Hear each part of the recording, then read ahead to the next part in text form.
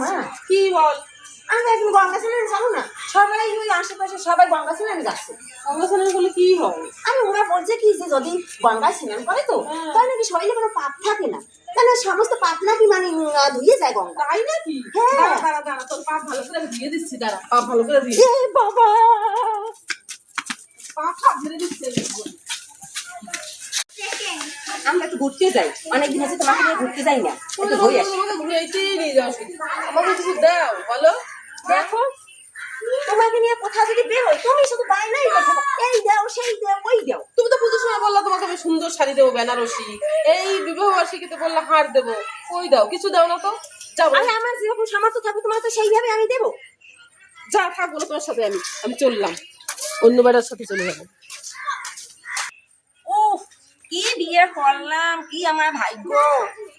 আমার তো বাড়ি নাই, চার চাকা গাড়ি নাই, নাই টাকা করি।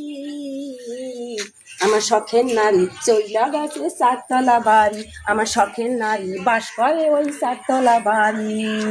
হায় রে কপাল আমার।